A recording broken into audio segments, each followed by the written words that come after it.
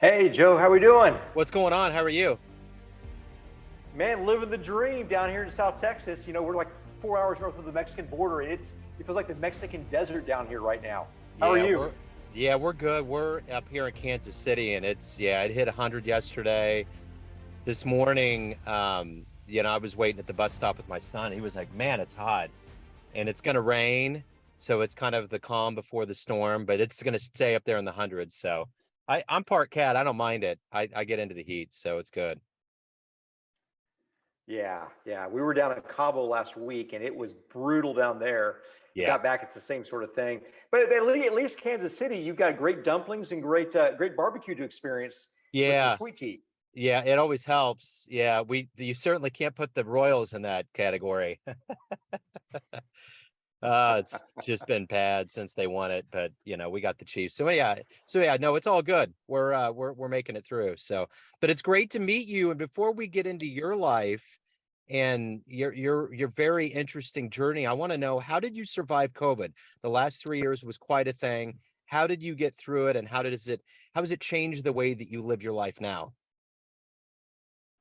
Great. Well, so it was actually a beneficial thing for me. We're in the commercial real estate business, and so we had bought actually our corporate office. We'd bought that just before COVID started, and so when things shut down, the general contractors, the contractors of various trades had nothing to do, and so we went all in and got some great pricing for some construction work. So that was really an opportune time, and we were already working remotely prior to that, and so just the continuance of that was just a natural effect. And so when we started coming out of I guess, the COVID alertness toward the end of 2020, early 2021, we just came back in person, and we never missed a beat. So it was perfect timing for us.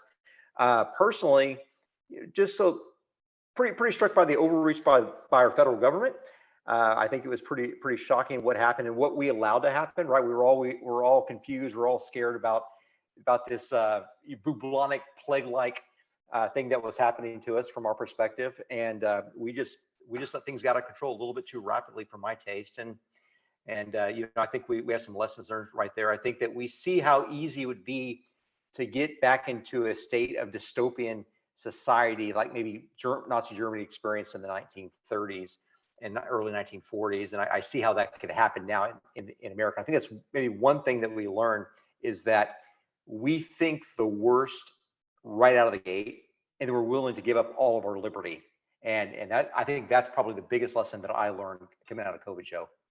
Yeah, I don't think there's anyone out there with a pulse that says that this was executed efficiently at all. It was just, no matter who you are, no matter where you come from, you just have to look at all of these anomalies that went into it and say, how does that make sense? Um, so let's get to the heart and soul of exactly what you do on a daily basis. And I'm going to put you in front of a bunch of third graders at a career day. Okay. One of the kids looks up and says, "Hey, what do you do for a living?" How do you answer that child? I try to find the best places for people to work and to live out their dreams. And so we're in real estate, so we buy really great retail centers, really great, very creative office space. We really don't like the traditional office space. That's not very exciting to go to, but we're looking for very innovative places that inspire learning, inspire creativity, and allow people to become the types of individuals in our society, individuals in their workforce, where they can actually contribute and maximize their capability and their potential. So that some big words there for the third grade class, but we're looking to have very exciting real estate experiences for companies that lease from us. We want to make it easy for companies to hire, to recruit, and to retain the best staff possible. And we think having a great workspace, whether it's a warehouse or a retail center or an office building, that's the best way we can do that. So when you were in that 10 to 12 year range of your life, what did you want to be when you grew up? Well, I thought that I was actually going to be a trumpet player, actually, and so that was what made me think about that. I saw that you've got a pretty big jazz following, jazz content that maybe we can get to here in a bit. But I wanted to be a professional trumpet player, and I lived that up until I got into college. I was a trumpet performance major. I actually graduated with that, and it just was a desire that I had for a long time. And I think the reality of how difficult life that would be really didn't hit until I started playing professionally and really hit the peak of what I eventually was able to do. And but I think living that in the middle school, high school range was just fantastic because it Yeah. was all about me pursuing a passion. Yeah. So who were some influences? Who were some maybe your first live show and influences that you had? So when I graduated from high school, my parents somehow, some way, and this would be in the mid to late '90s, they were able to reach out to a guy by the name of Arturo Sandoval. Oh, I don't know yeah. if you, That's my favorite yeah, he's live show big I ever time. saw in Kansas City.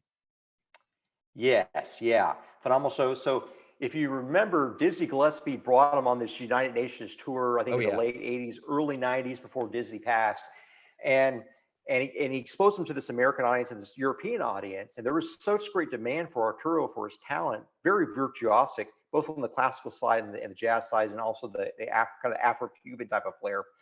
He he decided to defect to the United States. And so he came here, South Florida, couldn't really speak a lick of English. And that was the Arturo Sandoval that I got to go see. And I actually was able to get a trumpet lesson from Arturo Sandoval Ah, privately cool. after the show.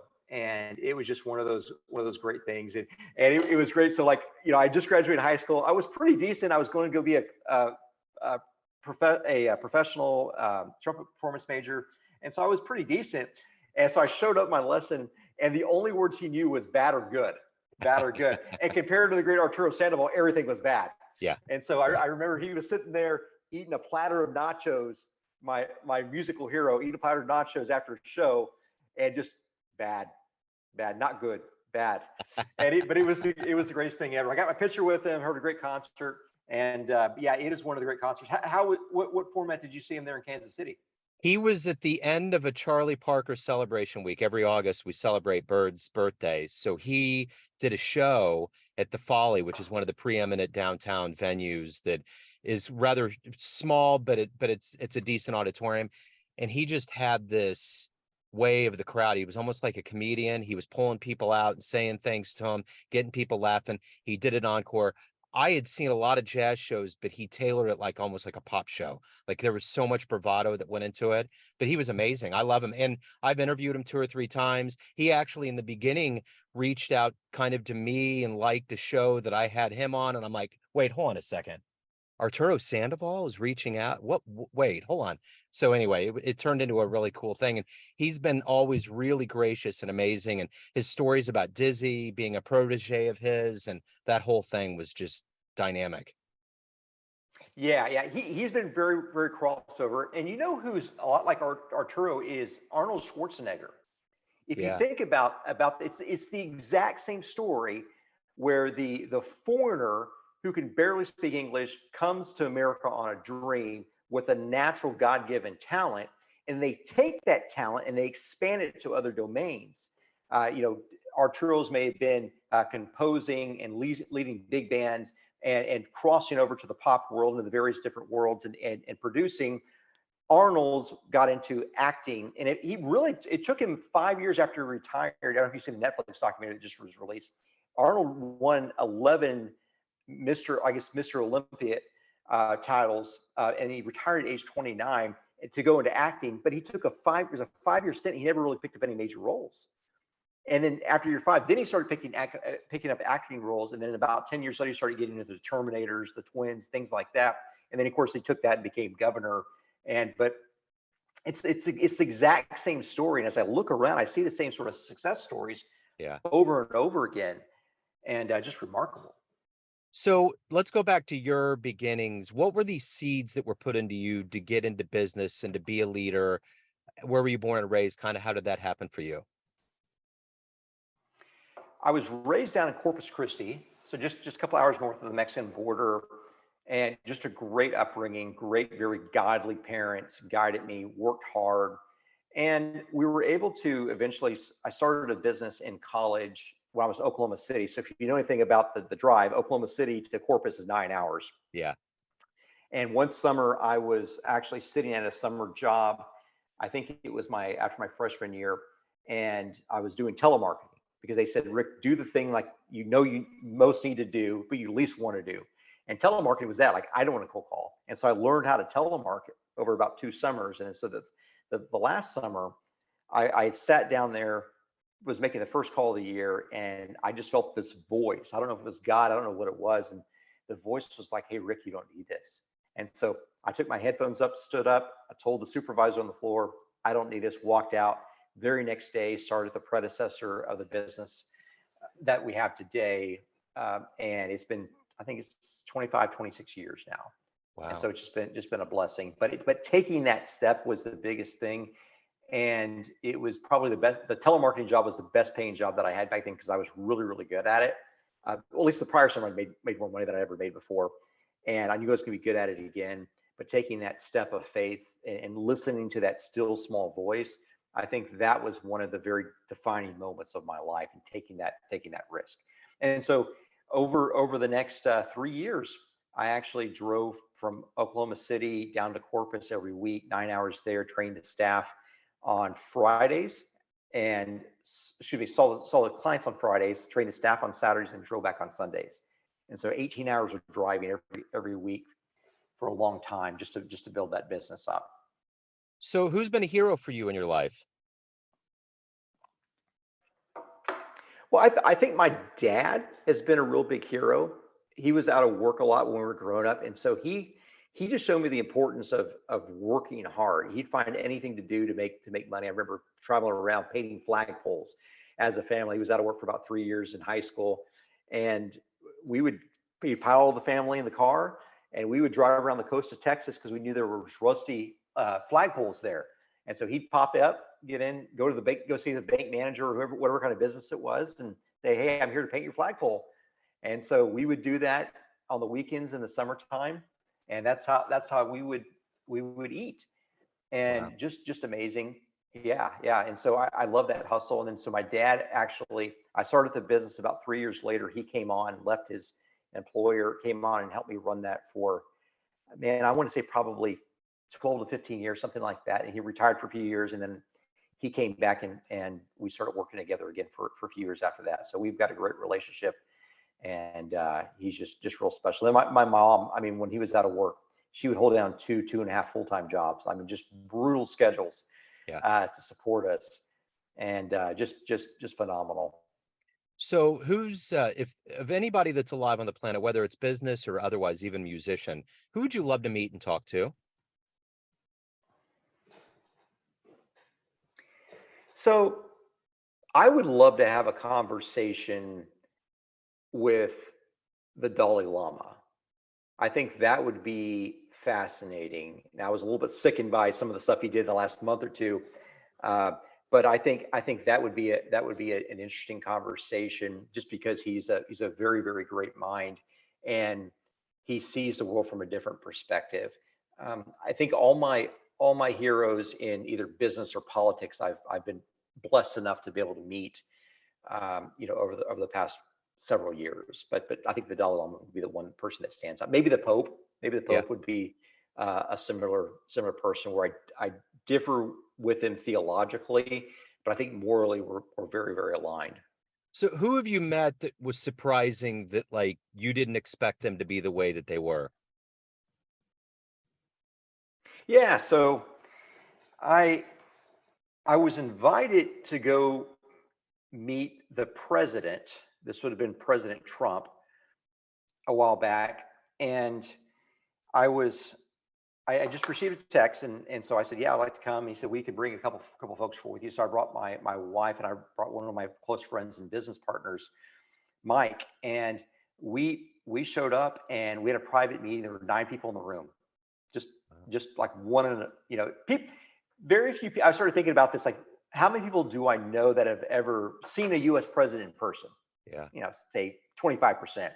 How many people do I know that have ever shook in the hand of a U.S. president? I don't know, 10 people, 20 people, maybe. sure. How many people do I know have ever had a meeting with them? And then from there, how many people do I know have ever had a private meeting with them? And so it was just an amazing experience. And so when we got there, I'm sitting here, my wife's sitting next to me, and the president's sitting next to her, kind of around a corner. And so my wife and he are just right there. And we spent an hour with the guy, and I Wow. expected him to talk about himself, and he didn't talk about himself once. He Wow. wanted to know about us. My wife said that she's a volunteer librarian at the church, and he wanted to know about what kind of books were in there, what kind of technology they use to run it. The kids come in there. He wants to know everything about the library at the church. And then when he got to me, he said, well, what do you do? I said, well, I'm in commercial real estate, Mr. President. And he was bored by that, so he just moved on to the next people. But it was really striking that he wanted to talk about other people and not himself. And if you kind of think about that, like think about the great politicians, think about Obama and Clinton. I mean, these guys were masters at dealing with people, but they learned that in private first, that you elevate the individual first and above yourself, because it's going to take those people that are elevated to then elevate you. And it's sort of like a tiered system that you push other people up and they reciprocate. And so I think that's how these guys were able to build these power bases, these power networks over time by one-on-one relationships over time. And I think that's how Trump did it. Again, I think Obama and Clinton were just amazingly masterful. I don't agree with them on the politics, but I think they were some of the greatest politicians we've ever seen. And obviously Abraham Lincoln was one as well. Yeah, I remember my dad used to tell me when I was, in that range of dating, he used to always be like, ask her questions. You all that's the key to all of it. Don't get stuck on yourself. And I think that does play into a lot of being effective, is listening well and asking questions. So Yeah. yeah, it's Yeah, interesting. I think if you want someone to think that you're fascinated, ask them about themselves. Like Yeah. I've come into meetings so many times and just had the other person talk 90% of the time, and then when they leave, they tell a mutual friend, "Rick was just fascinating. It was so enjoyable." Why? Because they enjoy talking about themselves. That's right. So, as somebody that is grooming leaders and fostering a good work environment, what is the motivator for you? What is it every day that makes you who you are, the gas in your tank? What is that? Well, I think for me, I'm a Christian. It's said that we're made in God's image, and the the Hindus would believe something like that, but definitely the Muslims, definitely the Jews. And so I think there's something to be said there when three-quarters of the world believes something, right? There's probably a hint of truth there. And it's rumored that we're made in the image of God. And it says like right after God creates the earth that we're made in his image. So we're made in an image of a creator somehow. We're creative forces somehow. And if we're made in that image and he created us, well, then maybe we're supposed to create others and not necessarily just give birth to them, but to help them explore maybe their ultimate purpose. And so I think part of our calling, whether you're Christian, you're a Jew, you're Hindu, you're Muslim, you're atheist, is that how do we get this sort of spark of the divine infused in our fellow mankind? How can we get people to think for themselves, to live for themselves, to live as true people and not automatons or people that are just logically based? The logical life is it's so uninteresting. It's a very, very superficial life. And so that's why things like jazz, where you can think creatively, that you can vibe off of other people, you can think about all the great masters, and then you can quote the masters in your solo, and then you can move on. Why that's such a beautiful thing. And there's parallels between that, between the masterful improvisation of jazz and the masterful improvisation of one's life, and then how do you get it to spread? That's the role of the great musician. That's also the role of the great leader. And so I think philosophically like that, but I also see people that are hurting, people that can really use advice, people that no one's ever poured into, and I want to help where I can. And I think that's ultimately how we get the greatest leverage of our life, to help people become the people that they're supposed to come, and that is people that live a life of purpose. So, of all of the things that you've accomplished and done in your life, what are you the proudest of? Man, I've got some amazing kids. I've got some amazing kids. These three little girls, and they are so impressive. They are they're the reason why I do what I do. My wife, there's this great little Mother's Day card that goes around every year, and I send the same one out every year. And it's a Lewis quote that says, "The greatest job in the world is the mother. That's the highest job that anyone can do.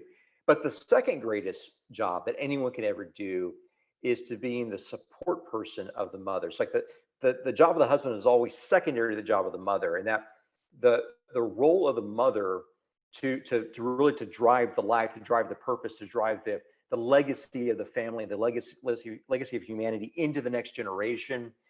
That that is the highest goal, and all that we can do as guys that are out in the world killing it and trying to kill it and getting killed some days and going back and forth and doing battle is to support that, to provide a nice, cohesive, safe atmosphere for that, and to teach where we can.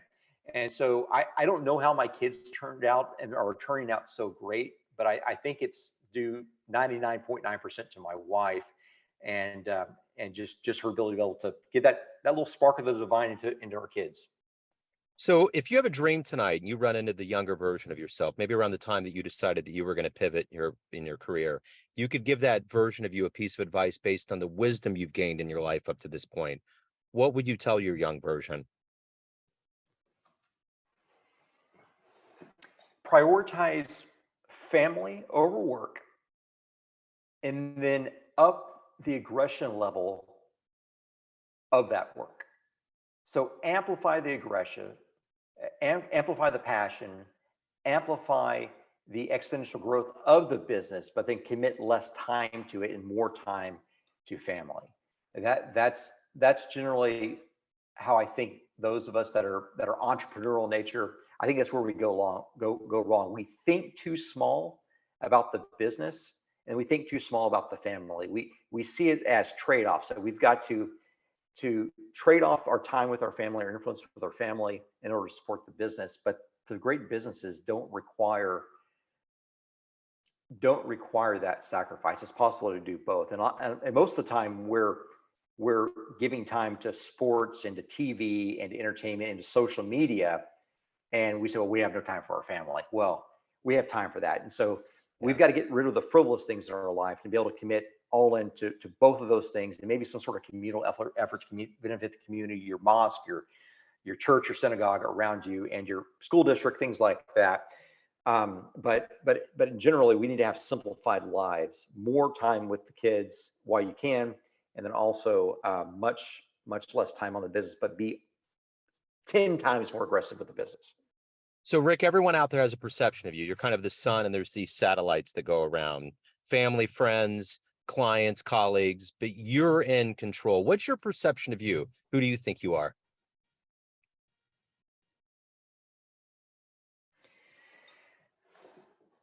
I am someone who deserves nothing, but has been given everything. It's said that the Son of God became a man so that men might become sons of God. That, again, whether you're a person of faith or not, that the incarnation, God coming down and becoming man, wasn't necessarily just God coming down. It was God lifting man up to the place of being almost deific, almost the people that can move towards God in our actions. And how do we do that? Is we serve. We serve. It's the contrarian of what you would expect, right? All the great gods of the East, the Greek gods, the Roman gods, all demanded us to be served, and all demanded to be served, for us to serve them, for us to be their minions and obey. And if we didn't obey, we'd be stricken down and destroyed. But that's not the God of 3/4 of the world, anyway. That the God of 3/4 of the world is one that has compassion and mercy, that also does have justice, but the penalty for that justice has been paid by God himself. And so I am at my very heart someone that is appreciative of what I've been giving. I don't deserve any of this. A lot of it is just supernatural blessing, luck. I do work very hard, but I am very, very thankful for what I've been given, for who I've been given. Now, at the core of this is there's this friction. And this is the friction of every properly aligned leader, I think. Joe, I think that we're called to serve, which means we've got to press forward, we've got to lead the charge, we've got to be aggressive, we've got to be decision makers, we've got to be people that press people forward, hold people accountable. But on the other side, we've got to serve, we've got to uplift people. Like, we're not called to push ourselves to the top of the pyramid and pull people up or expect people to climb up by themselves. We're people at the bottom of the pyramid pushing people up above us, because we know if we help others reach their goals, eventually they're going to pull us up with them. We're just hanging on by other people's coattails. And it's the inversion of what you would expect. You would expect to be served as you're in the role of the leader, as you grow bigger organizations. But the role of the true leader that has a purposeful mindset to their leadership is that you serve, but then that service must also be in balance with that aggression, that positivity, that traditional leadership framework. So those are always in balance. And so what I've seen come true and seen play out personally is that we have to be very demanding of ourselves and very forgiving of others. Very demanding of ourselves and very forgiving of each other and others within the organization. Now, when it comes to the outside of the organization, the senior-most leader is the bridge between the inside and the outside of the organization, the internal and the external. And they must be aggressive with the external and compassionate toward the internal, right? You take care of your family, but then you're aggressive to the rest of the world so that you can support your family. You got to defend your family against the rest of the world, just like you defend your business against the rest of the world. And I think that all these counterbalances and counter maneuvers that's the challenge of the person that is the thoughtful leader, the leader that wants to lead by serving. That's wonderful. Great explanation. Rick, if anyone wants to learn more about you, your business, yourself, hire you, how can they do that? Well, so you can find me at any of the handles on YouTube, Facebook, and Twitter. I love Twitter. Rick Walker Tex, TX. We usually do a weekly leadership podcast video on the YouTube station, and we have interviews by some great folks. You guys may enjoy the interview I did with Lee Greenwood about his time in Las Vegas, which Cool. He was hanging out with Elvis Presley and Frank Sinatra and the Rat Pack and all those guys. He had stories about all those guys. But we do things like that, just kind of fun, unique things. But we want to help people become world-class leaders by understanding all these different domains of leadership: philosophy, world religions, literature, arts, and strategy. Excellent. Rick, this has been great. Thank you for opening up your world. Thanks for your time. Best of luck with everything. Great to see you, Joe. Thanks so much. Good luck to you too. Thanks for having me. Take care.